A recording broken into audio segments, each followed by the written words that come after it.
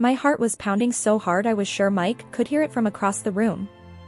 I stayed perfectly still, buried under the covers, forcing my breathing to stay slow and heavy.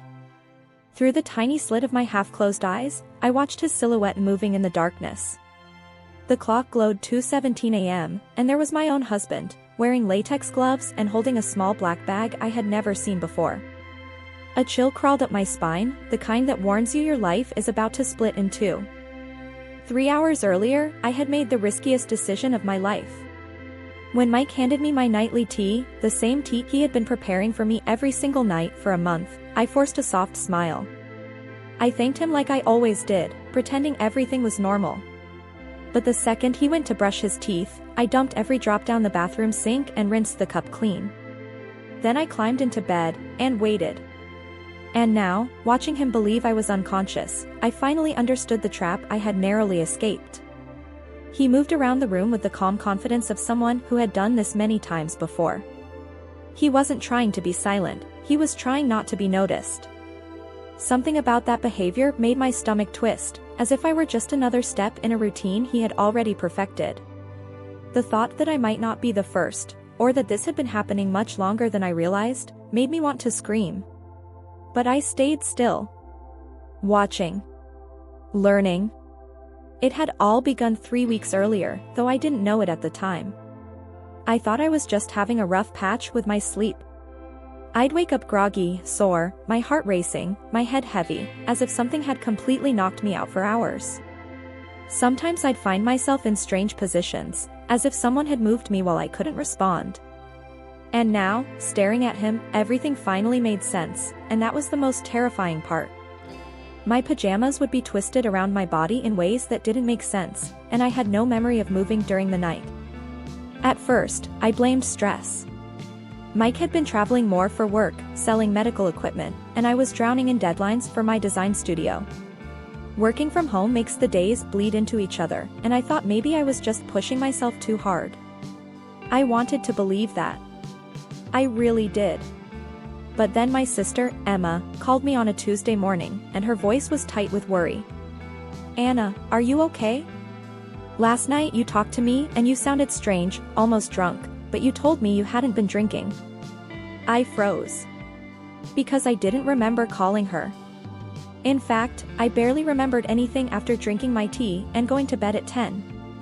It felt like a cold finger tracing down my spine, warning me that something was deeply wrong. And from that moment, I started paying closer attention. That's when I noticed the pattern. The heavy sleep, the kind where I completely blacked out for hours and woke up feeling wrecked, only happened on nights Mike was home. When he was traveling, I slept normally. But when he was here, and insisted on making my tea, I dropped into that unnaturally deep sleep. That realization alone terrified me. But what truly shattered my denial were the bruises. Small ones. On my arms, on my legs. Always appearing after those dark, empty nights. Marks I couldn't explain, and that he never mentioned. As if he expected me not to notice. As if they were part of the plan. I remember the first time I confronted Mike about the bruises. He tilted his head, furrowing his eyebrows just enough to look worried, almost offended. He suggested maybe I'd been sleepwalking, maybe bumping into furniture without realizing it. Then he offered to take me to a doctor, acting so supportive that for a moment I felt like a monster for even thinking he could be involved. What kind of wife suspects the man she sleeps beside? But guilt is a fragile thing. It cracked the moment I felt that cold, familiar fear swelling in my chest again. So I started testing him, quietly, carefully, like someone living beside a stranger wearing her husband's face. On the nights I said my stomach hurt or pretended I was too full for tea, I slept normally. On the nights I forced myself to drink it, I woke up foggy, sluggish, with my thoughts stuck in molasses. 2 weeks ago, I told Mike I had a headache and slipped into bed early, before he had the chance to bring me anything. I lay there in the dark, listening. For over an hour he paced downstairs, opening drawers, closing cabinets, moving through the house with a restless energy that didn't match his usual calm. When he finally came to bed, he was different, jumpy, checking his phone over and over, his breathing uneven. He barely slept. And as I watched him from beneath my eyelashes, something inside me finally clicked into place. Mike was drugging me. Every night. Carefully. Quietly. Systematically. And I still had no idea what happened after the world went black. That realization felt like stepping off a cliff. But the worst part, the part that rotted my thoughts from the inside, was the not knowing. What was he doing to me while I was unconscious? Why was he doing it? How long had this been happening without me noticing? Those questions chased me through every hour of the day, spiraling louder and sharper while Mike was at work. I couldn't focus, couldn't breathe normally, couldn't shake the feeling that every minute I stayed in that house. I was one night closer to learning the truth in the worst possible way.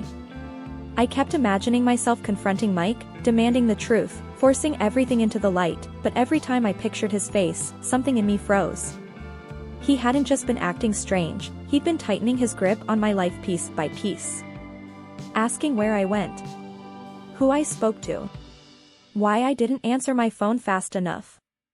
And then there was the constant insistence that I quit my freelance clients, that he'd made enough for both of us, that I should focus on arresting and keeping the house in order. At the time, it sounded like concern. Now I could see it for what it was, isolation disguised as love. Looking back, the pattern was painfully clear. Mike had been cutting me off from everything that wasn't him. Making me smaller. Dependent. Easier to control. He was building a world where he decided who I was and how I lived, and I'd been too tired, too trusting, to see it. But preparing me for what? That question wouldn't leave my mind. And because I needed answers, real ones, I decided not to confront him. Not yet. If I wanted to survive whatever this was, I needed evidence. I needed the truth straight from the darkness he'd been hiding in. Tonight, I would finally see what happened while I slept. As Mike stepped closer to the bed, I let my body go completely limp. I'd practiced earlier, forcing myself to stay loose, my breathing heavy and slow, just like all those drugged nights. He stood over me now, close enough that I could feel the faint shift of air when he moved. I kept my eyelids barely parted, just enough to see the outline of him in the dark. Even with the room swallowed in shadows, I could see the glint of something in his gloved hand. The sight of those latex gloves, on the man I used to trust more than anyone, sent a full-body shiver through me. Every instinct screamed run, fight, get up, protect yourself. But I didn't move. I couldn't. I needed to know what he'd been doing to me night after night. I needed to watch the monster reveal himself, even if it meant letting him get close enough to feel his breath on my skin. I needed to understand exactly what Mike had been doing to me, night after night, while I lay there, drugged, silent, powerless. I thought I knew my husband.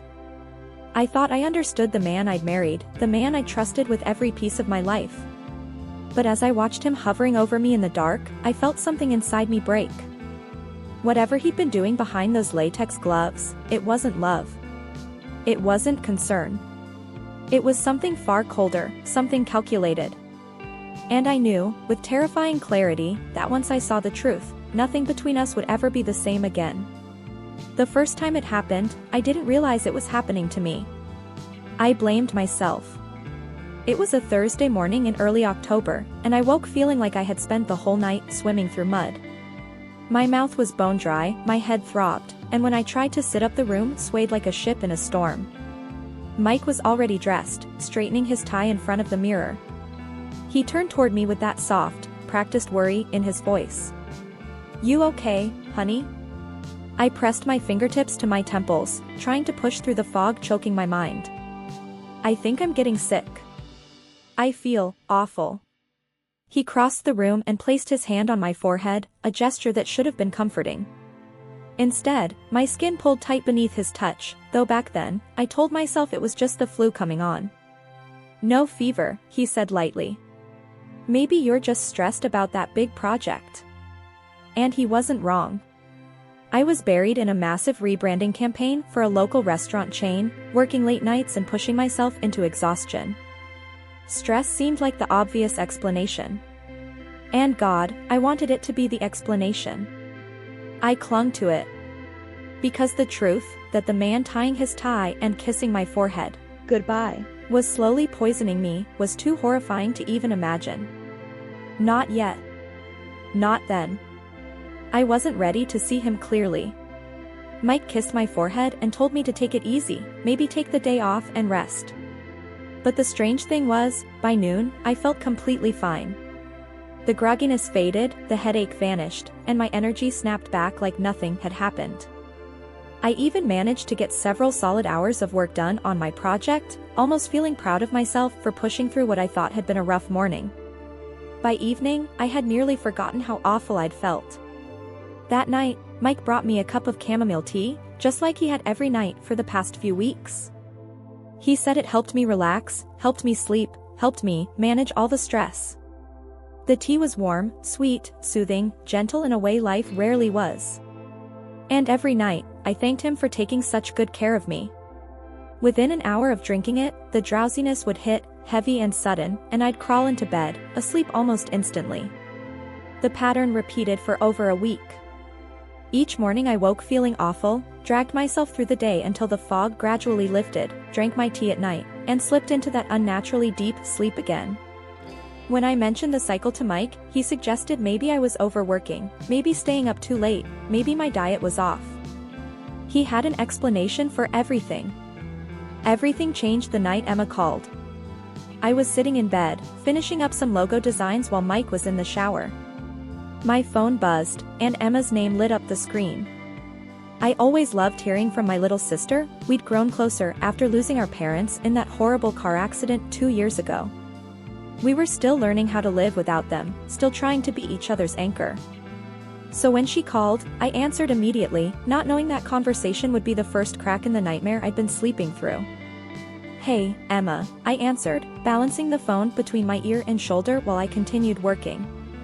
"Anna, thank God you're okay," Emma said, her voice tight with worry. "I was so scared after we talked last night.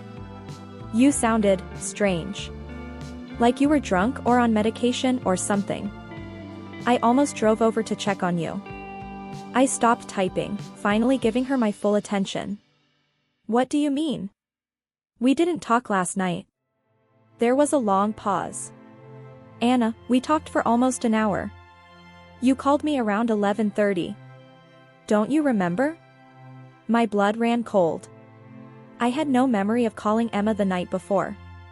I remembered drinking my tea around 10, feeling sleepy, climbing into bed. The next thing I knew, it was morning, and I was waking up with that familiar groggy haze. I don't remember calling you," I said quietly, glancing toward the bathroom where I could still hear the shower running. "Emma, you were talking about Mike's work trip next week, and you kept repeating yourself. You told me the same story about your client meeting 3 different times." I asked if she had taken sleeping pills or something, and she just laughed, insisting she was fine. "But you definitely weren't fine, Hannah." After Emma hung up, I sat frozen, staring at my phone, trying to recall anything from the previous night after drinking my tea. There was nothing. Just a black void where several hours of my life should have been. That's when I started paying closer attention to the pattern. Over the next few days, I began keeping a journal, writing down how I felt each morning and trying to remember anything from the night before. The results were disturbing. On nights when Mike was home and made me tea, I remembered nothing after drinking it, and I woke up feeling drugged and disoriented. On nights when Mike was traveling for work, I slept normally and woke up refreshed. The difference was so obvious once I started tracking it that I couldn't believe I hadn't noticed before. And then other strange details began to stand out.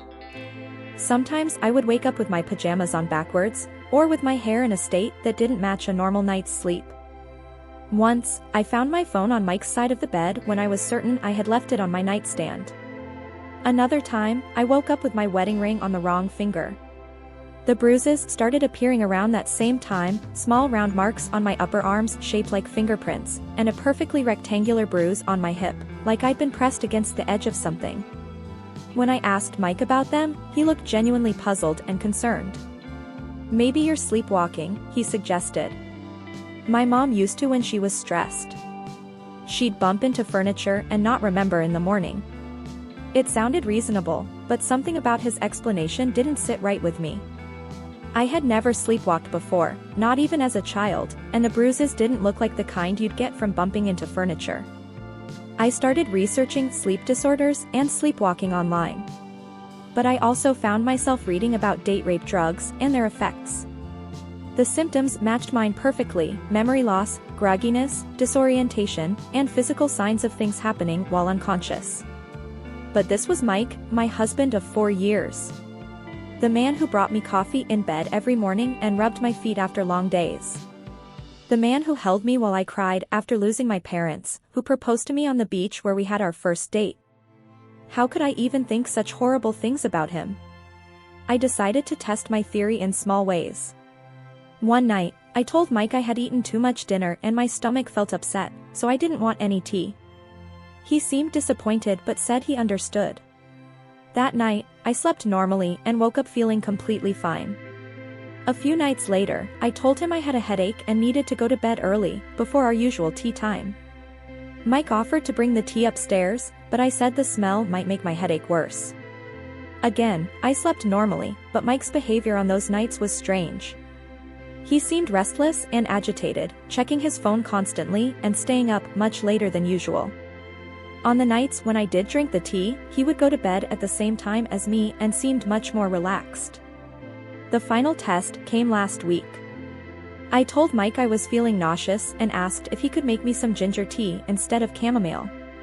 He said we didn't have any ginger tea and offered to run to the store to get some. I told him not to bother, that I would just skip tea altogether. That night, Mike insisted on going to the store anyway. He was gone for over an hour, which seemed like an absurd amount of time just to buy tea. When he finally came back, he had a box of ginger tea and seemed almost eager for me to try it. The tea tasted different from chamomile, but within an hour, the same heavy drowsiness washed over me, and the next morning I woke up with that same groggy, drugged feeling. That's when I knew for certain that Mike was putting something in my tea, no matter what kind it was. My own husband was drugging me every single night. And I had no idea what he was doing to me while I was unconscious. The question that haunted me all day was simple and terrifying. What was Mike doing to me while I lay helpless in our bed? Tonight, I was finally going to find out. Mike set something down on the nightstand with a soft click, and I had to fight every instinct in my body not to flinch. Through my barely open eyelids, I saw him pull a small camera out of his black bag. My heart pounded so violently I was shocked he couldn't hear it, but I forced my breathing to stay slow and heavy, like I was deeply asleep. He positioned the camera on the dresser across from the bed, angling it directly toward me. The tiny red light blinked on, and that's when I realized he planned to record whatever he was about to do. My stomach twisted, but I didn't move. Mike went back to the nightstand and picked up his phone, turning on the flashlight, dim, but enough for him to see me clearly. In that soft glow, he looked down at me with an expression I had never seen on his face before. There was no love. No warmth. No familiarity. He looked at me like I was an object. Something he owned. He reached into the bag again and pulled out what looked like a small notebook. He flipped through a few pages, scanning something. It looked like he was checking instructions, like this was all planned, rehearsed, organized. Then Mike did something that made ice flood through my veins. He pulled out a pair of scissors. I watched in silent horror as he carefully lifted the corner of my pajama top and snipped a small piece of fabric from the hem, right where it wouldn't be noticeable. I felt the gentle tug of the material, heard the soft snip, and forced my body to remain limp. He placed the fabric into a small plastic bag and sealed it. Why would he want a piece of my clothing? What was he planning to do with it? Mike put the scissors and the bag back inside his black case, then moved closer to the bed. He started taking pictures of me with his phone, shifting around the room to get different angles. The flash was off, but I could hear the soft click every time he snapped a photo. Then he did something even worse, he started moving my body. Mike lifted my arm and repositioned it, then took more photos. He moved my leg, adjusted the way my head was resting on the pillow, even tugged at my pajama top to make it look messier, like I'd thrashed around in my sleep. Each time he arranged me, he stepped back and took another round of pictures from different angles. I had to use every ounce of willpower I had to stay limp and unresponsive. When he raised my arm, I let it fall naturally when he released it. When he turned my head, I didn't resist or help him in any way. I let myself go completely slack, like a lifeless doll, while my husband posed me for his sick photographs. The worst part was how methodical he was. This wasn't impulsive. This wasn't new. Mike had clearly done this before. He knew exactly how to move a drugged, unconscious body without waking it. He knew which angles he wanted. He knew exactly what he was trying to capture. After what felt like hours, but was probably only 20 minutes, Mike finally stopped taking pictures and pulled out his laptop. He set it on the chair beside our bed and began transferring the photos from his phone. I could hear the soft tapping of keys, the quiet clicking, and then I realized he was uploading the images somewhere. While the files were loading, Mike opened his notebook again and started writing. I watched him glance back and forth between me and the page, like he was documenting everything he'd done. The idea that he was keeping records made my stomach twist. Then Mike's phone buzzed with a text message. He picked it up, read it, and typed back a response. A few seconds later, another message appeared. Mike smiled as he read it. And that smile, calm, pleased, almost proud, was the most terrifying thing I'd seen all night. He typed another message, then held his phone up toward the camera that was still recording. I couldn't see what was on the screen, but it was obvious he was communicating with someone about what he was doing to me. More messages came in, and Mike kept responding. At one point, he took a few new photos of me and sent them immediately. Someone was giving him instructions, telling him how to pose me, what angles to shoot. This wasn't just Mike acting on some twisted impulse. He wasn't alone. He was working with other people. Mike eventually closed his laptop and tucked his phone away, but he wasn't done. Not even close. He pulled something else out of his bag that I couldn't quite see in the dim light. When he moved closer, I realized it was some kind of small brush or swab.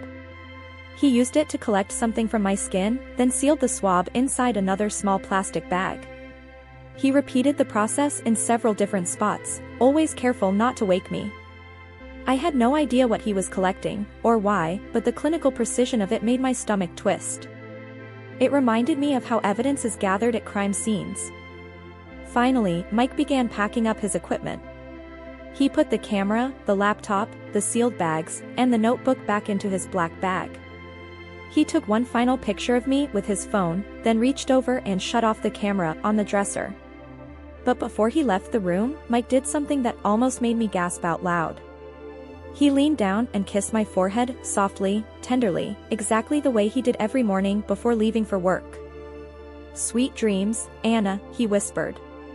And his voice, it was so gentle, so loving, that for a split second I almost doubted what I had just witnessed with my own eyes. Then he walked out, carrying his black bag with him.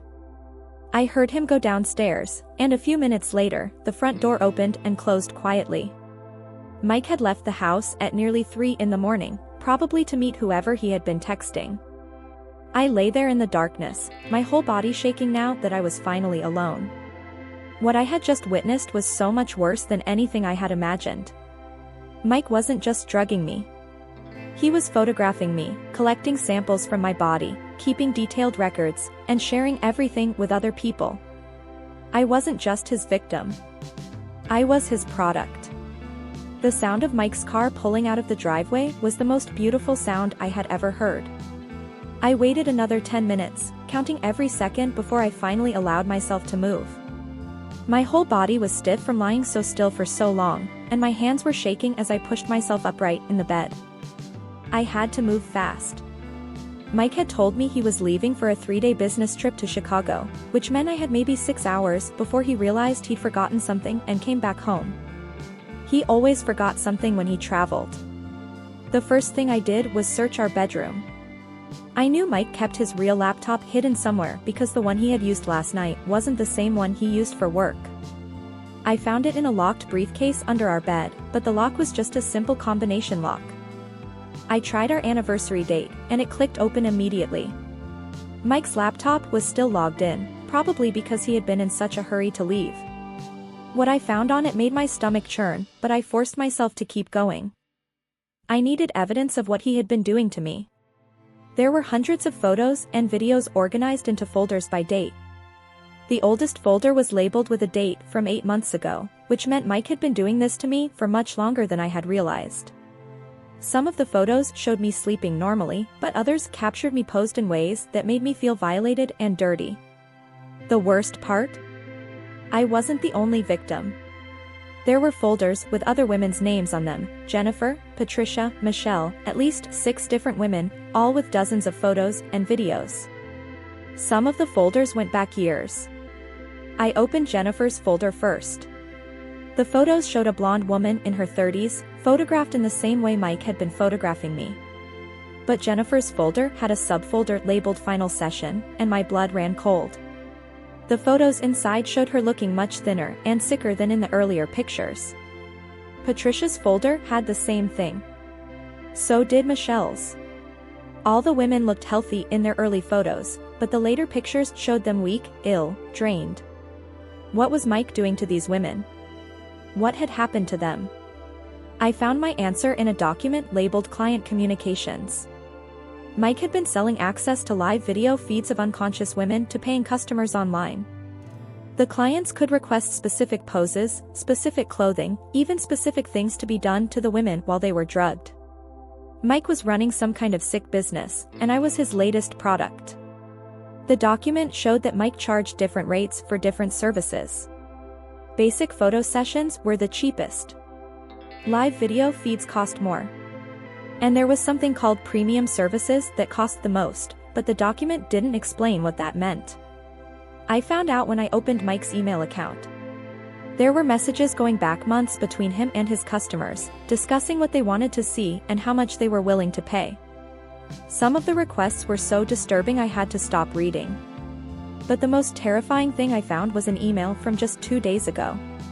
A customer was asking about graduation services for me.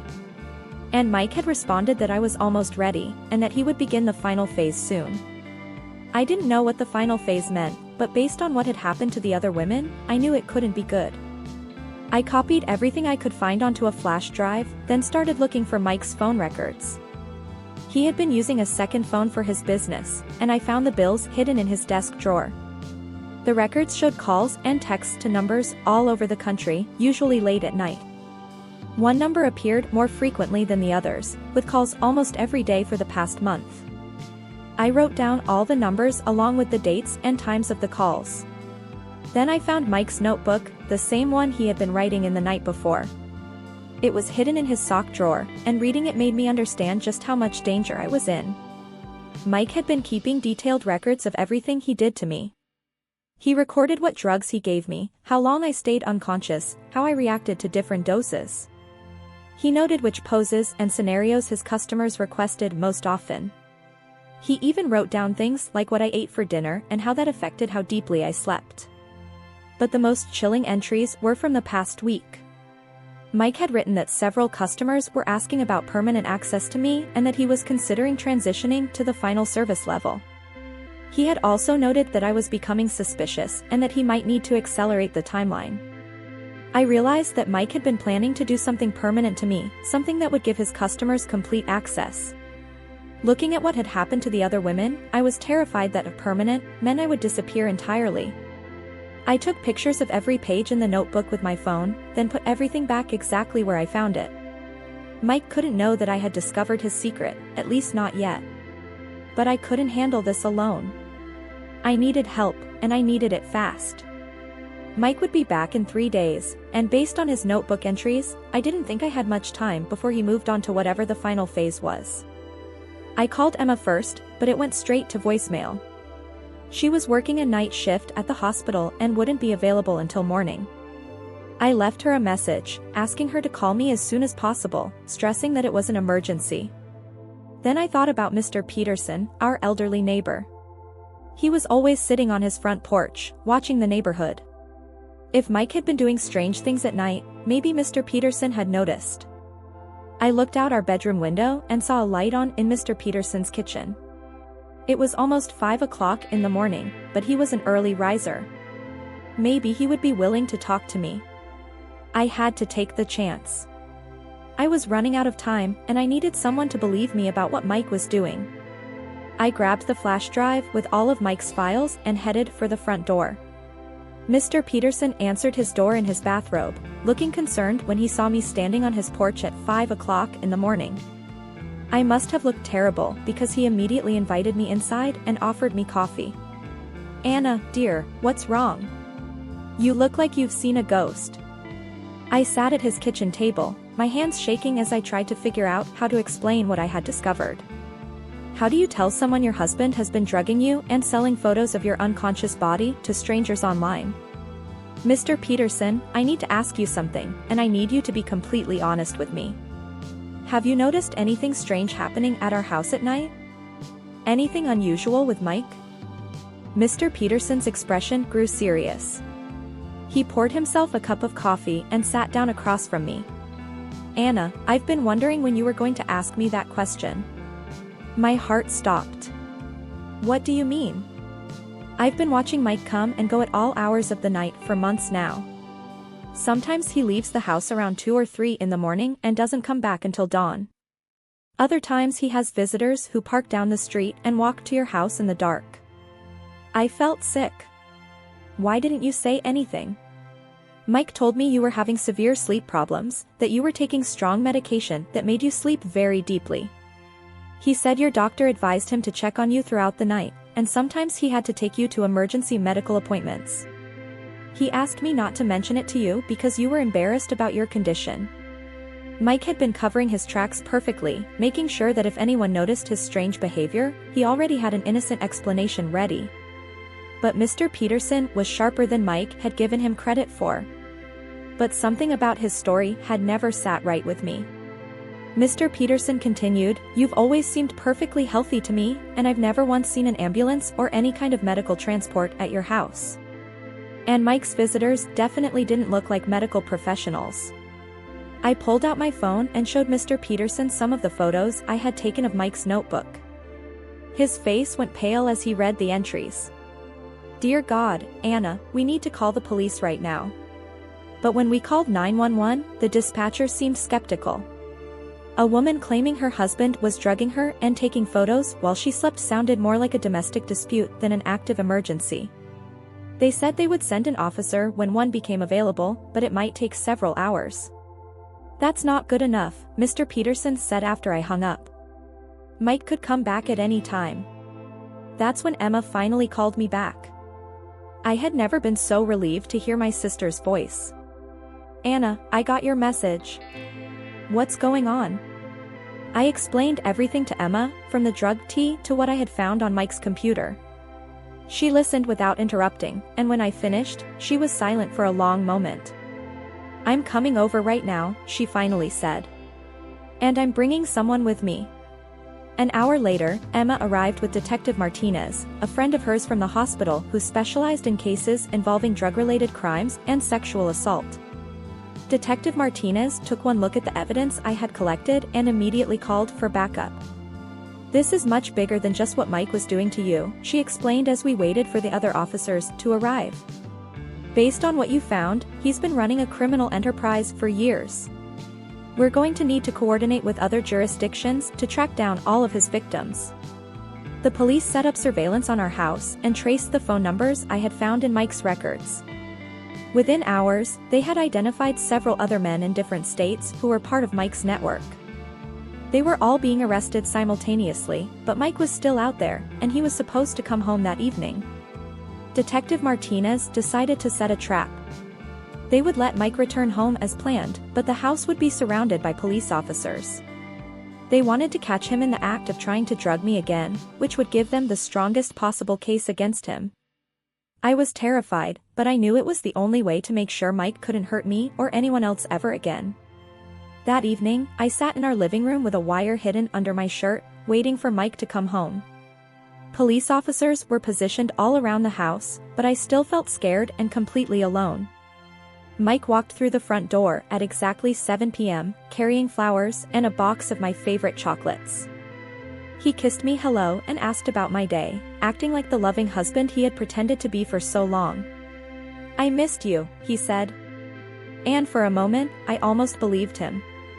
But when bedtime came and Mike went to the kitchen to make my tea, I knew the man I had married was gone forever.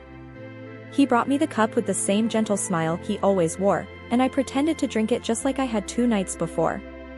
"Sweet dreams, honey," Mike said, kissing my forehead. 20 minutes later, when Mike thought I was unconscious, he went to get his black bag from the closet. But this time, when he turned on his camera and pulled out his notebook, Detective Martinez and 3 other officers burst through our bedroom door.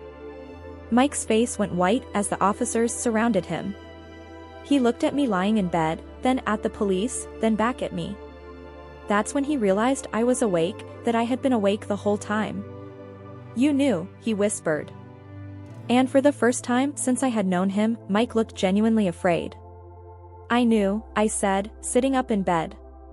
"I knew everything." As the police led Mike away in handcuffs, he kept looking back at me with an expression I couldn't read. Maybe it was anger. Maybe disbelief. Or maybe it was the realization that his carefully constructed world had finally collapsed. The investigation that followed Mike's arrest uncovered a network of predators spanning multiple states. 17 women came forward as victims, and Mike was eventually sentenced to life in prison without the possibility of parole. I moved in with Emma while I recovered, both physically and emotionally. It took months of therapy to work through what Mike had done to me, but I slowly began to rebuild my life. The hardest part was learning to trust again, to believe that not everyone who claimed to love me was hiding something dark underneath. But with Emma's support and the help of other survivors I met through victim advocacy groups, I found my strength again. A year later, I started a non-profit organization to help other women who had been victims of similar crimes. I used my graphic design skills to create educational materials and websites that help survivors connect with resources and support. Mike had tried to make me a victim, but instead he had made me a survivor, and now I was using that survival to help others find their own strength and their own voices. The nightmares still came sometimes, but they were getting less frequent. And when they did come, I reminded myself that Mike was locked away forever, that he could never hurt me or anyone else again. I had trusted my instincts. I had been brave enough to seek help, and I had survived. That was something Mike could never take away from me. If this story gave you chills and you want more shocking tales of smart, calculated revenge, like this video, comment what you would do in her place, and don't forget to subscribe so you never miss another intense story.